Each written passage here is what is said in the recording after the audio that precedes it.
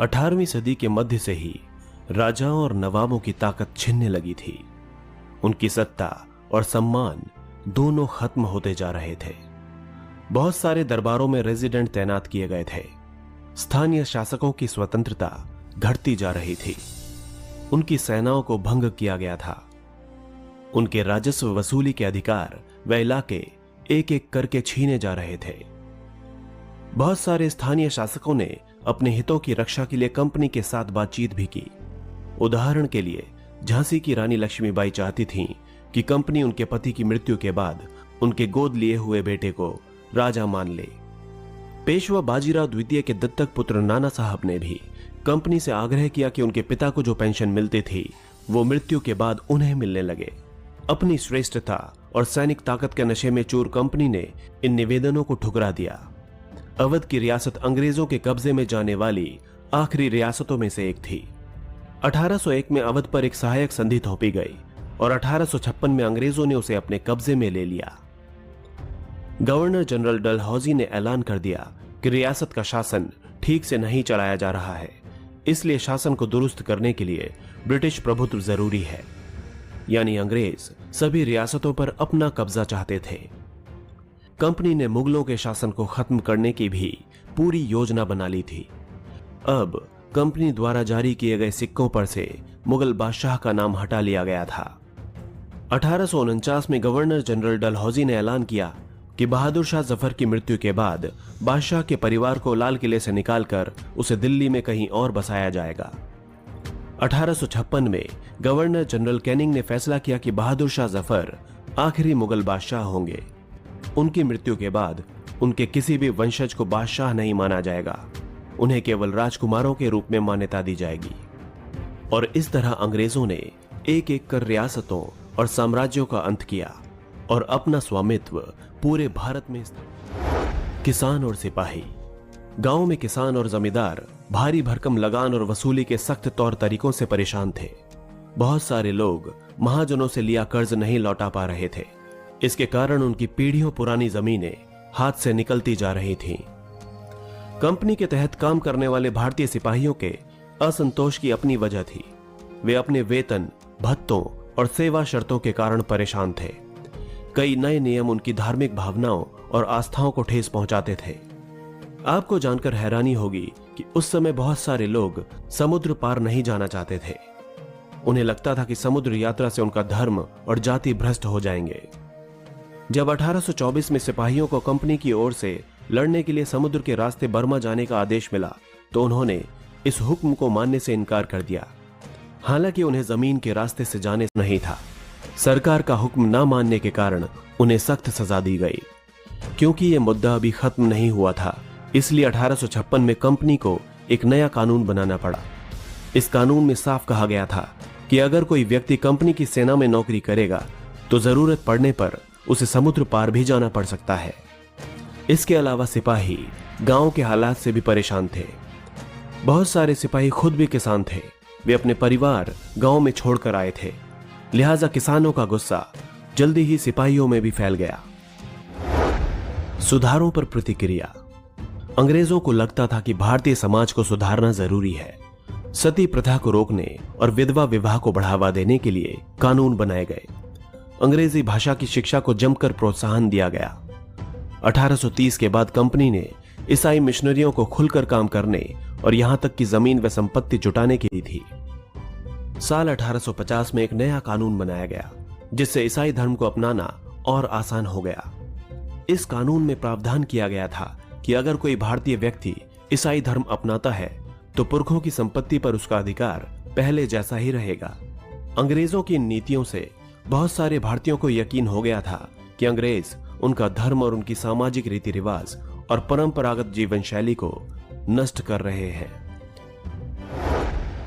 सैनिक विद्रोह बना जन विद्रोह। हालांकि शासक और प्रजा के बीच संघर्ष कोई नई बात नहीं है, लेकिन कभी कभी ये संघर्ष इतने फैल जाते हैं कि राज्य की सत्ता छिन्न भिन्न हो जाती है। भारत के उत्तरी भागों में 1857 में ऐसी ही स्थिति पैदा हो गई थी। फतेह और शासन के 100 साल बाद ईस्ट इंडिया कंपनी को एक भारी विद्रोह से जूझना पड़ रहा था। मई 1857 में शुरू हुई इस बगावत ने भारत में अंग्रेजों के अस्तित्व को ही खतरे में डाल दिया था। मेरठ से शुरू हुई ये बगावत आगे चलकर भारत के अलग अलग शहरों तक फैल गई। समाज के विभिन्न तबकों के असंख्य लोग विद्रोही तेवरों के साथ उठ खड़े हुए। कुछ लोग मानते हैं कि 19वीं सदी में उपनिवेशवाद के खिलाफ दुनिया भर में यह सबसे बड़ा सशस्त्र संघर्ष था। मेरठ से दिल्ली तक 29 मार्च 1857 को युवा सिपाही मंगल पांडे को बैरकपुर में अपने अफसरों पर हमला करने के आरोप में फांसी पर लटका दिया गया। चंद दिनों बाद मेरठ में तैनात कुछ सिपाहियों ने नए कारतूसों के साथ फौजी अभ्यास करने से इनकार कर दिया। सिपाहियों को लगता था कि उन कारतूसों पर गाय और सूअर की चर्बी का लेप चढ़ाया गया था। इसके चलते 85 सिपाहियों को नौकरी से निकाल दिया गया। उन्हें अपने अफसरों का हुक्म न मानने के आरोप में 10-10 साल की सजा भी सुना दी गई। ये 9 मई 1857 की बात है। मेरठ में तैनात दूसरे भारतीय सिपाहियों की प्रतिक्रिया बहुत जबरदस्त रही। 10 मई को सिपाहियों ने मेरठ की जेल पर धावा बोलकर वहां बंद सिपाहियों को आजाद करा लिया। उन्होंने अंग्रेज अफसरों पर हमला करके उन्हें मार गिराया। इसके अलावा उन्होंने बंदूक और हथियार भी अपने कब्जे में ले लिए और अंग्रेजों की इमारतों व संपत्तियों को आग के हवाले कर दिया। उन्होंने फिरंगियों के खिलाफ युद्ध का ऐलान कर दिया। सिपाही पूरे देश में अंग्रेजों के शासन को खत्म करने पर आमादा हो गए थे, लेकिन सवाल यह था कि अंग्रेजों के जाने के बाद देश का शासन कौन चलाएगा। सिपाहियों ने इसका भी जवाब ढूंढ लिया था। वे मुगल सम्राट बहादुर शाह जफर को फिर से देश की सत्ता सौंपना चाहते थे। मेरठ के कुछ सिपाहियों की एक टोली 10 मई की रात को घोड़ों पर सवार होकर अंधेरे में ही दिल्ली पहुंच गई। जैसे ही उनके आने की खबर फैली, दिल्ली में तैनात टुकड़ियों ने भी बगावत कर दी। यहां भी कई अंग्रेज अफसर मारे गए। देशी सिपाहियों ने हथियार व गोला बारूद अपने कब्जे में ले लिया और इमारतों को आग लगा दी। इसके बाद विजयी सिपाही लाल किले की दीवारों के आसपास जमा हो गए। वे बादशाह से मिलना चाहते थे। बादशाह अंग्रेजों की भारी ताकत से दो हाथ करने के लिए तैयार नहीं थे, लेकिन सिपाही भी अड़े रहे। आखिरकार वे जबरन महल में घुस गए और उन्होंने बहादुर शाह जफर को अपना नेता घोषित कर दिया। बूढ़े बादशाह को सिपाहियों की मांग माननी पड़ी। उन्होंने देश भर के शासकों और मुखियाओं को चिट्ठी लिखकर अंग्रेजों से लड़ने के लिए भारतीय राज्यों का एक संघ बनाने का आह्वान किया। बहादुर शाह जफर के एकमात्र कदम के गहरे परिणाम सामने आए। अंग्रेजों से पहले देश के एक बहुत बड़े हिस्से पर मुगल साम्राज्य का ही शासन था। ज्यादातर शासक और रजवाड़े मुगल बादशाह के नाम पर ही अपने इलाकों का शासन चलाते थे। अंग्रेजी शासन के विस्तार से भयभीत ऐसे बहुत सारे शासकों को लगता था कि अगर मुगल बादशाह दोबारा शासन स्थापित कर लें तो वे मुगल आधिपत्य में दोबारा अपने इलाकों का शासन बेफिक्र होकर चला पाएंगे। उधर अंग्रेजों को इन घटनाओं की उम्मीद नहीं थी। उन्हें लगता था कि कारतूसों के मुद्दे पर पैदा हुई उथल पुथल कुछ समय में ही शांत हो जाएगी, लेकिन जब बहादुर शाह जफर ने बगावत को अपना समर्थन दे दिया तो स्थिति रातों रात बदल गई।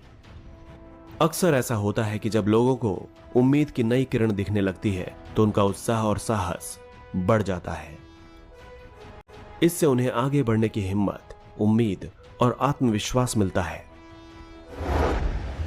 बगावत फैलने लगी। जब दिल्ली से अंग्रेजों के पैर उखड़ गए तो लगभग एक हफ्ते तक कहीं और विद्रोह नहीं हुआ। जाहिर है कि खबर फैलने में भी कुछ समय तो लगना ही था, लेकिन इसके बाद तो विद्रोह का सिलसिला ही शुरू हो गया। एक के बाद एक हर रेजिमेंट में सिपाहियों ने विद्रोह कर दिया और वे दिल्ली, कानपुर, लखनऊ जैसे मुख्य बिंदुओं पर दूसरी टुकड़ियों का साथ देने निकल पड़े। उनकी देखा देखी कस्बों और गांवों के लोग भी बगावत के रास्ते पर चलने लगे। वे स्थानीय नेताओं, जमींदारों और मुखियाओं के पीछे संगठित हो गए। ये लोग अपनी सत्ता स्थापित करने और अंग्रेजों से लोहा लेने के लिए तैयार थे। स्वर्गीय पेशवा बाजीराव के दत्तक पुत्र नाना साहब कानपुर के पास रहते थे। उन्होंने सेना को संगठित किया और अंग्रेजों को शहर से खदेड़ दिया। उन्होंने खुद को पेशवा घोषित कर दिया और ऐलान किया कि वे बादशाह बहादुर शाह जफर के तहत गवर्नर हैं।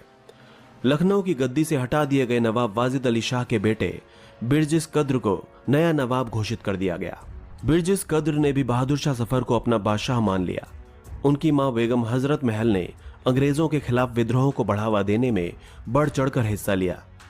झांसी में रानी लक्ष्मीबाई भी अंग्रेजों के खिलाफ विद्रोही सिपाहियों के साथ जा मिली। उन्होंने नाना साहब के सेनापति तात्या टोपे के साथ मिलकर अंग्रेजों को भारी चुनौती दी। मध्य प्रदेश के मांडला क्षेत्र में राजगढ़ की रानी अवंतीबाई लोधी ने 4000 सैनिकों की फौज और अंग्रेजों के खिलाफ उसका नेतृत्व किया, क्योंकि ब्रिटिश शासन ने उनके राज्य के प्रशासन पर भी नियंत्रण कर लिया था। विद्रोही टुकड़ियों के सामने अंग्रेजों की संख्या बहुत कम थी। बहुत सारे मोर्चों पर उनकी जबरदस्त हार हुई। इससे लोगों को यकीन हो गया कि अब अंग्रेजों का शासन खत्म हो चुका है। अब लोगों को विद्रोह में कूद पड़ने का गहरा आत्मविश्वास मिल गया था। खास तौर से अवध के इलाके में चौतरफा बगावत की स्थिति थी। 6 अगस्त 1857 को लेफ्टिनेंट कर्नल टाइटलर ने अपने कमांडर इन चीफ को टेलीग्राम भेजा, जिसमें उसने अंग्रेजों के भय को व्यक्त किया था। हमारे लोग विद्रोहियों की संख्या और लगातार लड़ाइयों से थक गए हैं। एक एक गांव हमारे खिलाफ है, जमींदार भी हमारे खिलाफ हो चुके हैं। इस दौरान बहुत सारे महत्वपूर्ण नेता सामने आए। उदाहरण के लिए फैजाबाद के मौलवी अहमदुल्ला समझ चुके थे कि जनता क्या चाहती है। इसी आधार पर उन्होंने अपने समर्थकों की एक विशाल संख्या जुटा ली। अपने समर्थकों के साथ वे अंग्रेजों से लड़ने लखनऊ जा पहुंचे। दिल्ली में अंग्रेजों का सफाया करने के लिए बहुत सारे गाजी यानी धर्म योद्धा इकट्ठा हो गए। बरेली के सिपाही बख्त खान ने लड़ाकों की एक विशाल टुकड़ी के साथ दिल्ली की ओर कूच कर दिया। वे इस बगावत में एक मुख्य व्यक्ति साबित हुए। बिहार के एक पुराने जमींदार कुंवर सिंह ने भी विद्रोही सिपाहियों का साथ दिया और महीनों तक अंग्रेजों के साथ लड़ाई लड़ी। तमाम इलाकों के नेता और लड़ाके इस युद्ध में हिस्सा ले रहे थे। अंग्रेजों का पलटवार। इस उथल पुथल के बावजूद अंग्रेजों ने हिम्मत नहीं छोड़ी। कंपनी ने अपनी पूरी ताकत लगाकर विद्रोह को कुचलने का फैसला किया। उन्होंने इंग्लैंड से और फौजी मंगवाए। विद्रोहियों को जल्दी सजा देने के लिए नए कानून केंद्रों पर धावा बोला गया। सितंबर 1857 में दिल्ली दोबारा अंग्रेजों के कब्जे में आ गई। अंतिम मुगल बादशाह बहादुर शाह जफर पर मुकदमा चलाया गया और उन्हें आजीवन कारावास की सजा दी गई। उनके बेटों को उनकी आंखों के सामने गोली मार दी गई। बहादुर शाह जफर और उनकी पत्नी बेगम जीनत महल को अक्टूबर 1858 को रंगून जेल में भिजवा दिया गया। इसी जेल में 1862 में बहादुर शाह जफर ने अपनी अंतिम सांस ली। दिल्ली पर अंग्रेजों का कब्जा हो जाने का यह मतलब नहीं था कि विद्रोह खत्म हो चुका था। इसके बाद भी लोग अंग्रेजों से टक्कर लेते रहे। व्यापक बगावत की विशाल ताकत को कुचलने के लिए अंग्रेजों को अगले 2 सालों तक लड़ाई लड़नी पड़ी। मार्च 1858 में लखनऊ अंग्रेजों के कब्जे में चला गया। जून 1858 में रानी लक्ष्मीबाई की शिकस्त हुई और उन्हें मार दिया गया। दुर्भाग्यवश ऐसा ही रानी अवंतीबाई लोधी के साथ भी हुआ। खेड़ी की शुरुआती विजय के बाद उन्होंने अपने आप को अंग्रेजी फौज से घिरा पाया और वे शहीद हो गईं। तात्या टोपे मध्य भारत के जंगलों में रहते हुए आदिवासियों और किसानों की मदद से छापा मार युद्ध चलाते रहे। जिस तरह पहले अंग्रेजों के खिलाफ मिली सफलताओं से विद्रोहियों को उत्साह मिला था, उसी तरह विद्रोही ताकतों की हार से लोगों की हिम्मत टूटने लगी। बहुत सारे लोगों ने विद्रोहियों का साथ छोड़ दिया। अंग्रेजों ने भी लोगों का विश्वास जीतने के लिए हर संभव प्रयास किए। उन्होंने वफादार भूस्वामियों के लिए इनामों का ऐलान कर दिया। उन्हें आश्वासन दिया गया कि उनकी जमीन पर उनके परंपरागत अधिकार बने रहेंगे।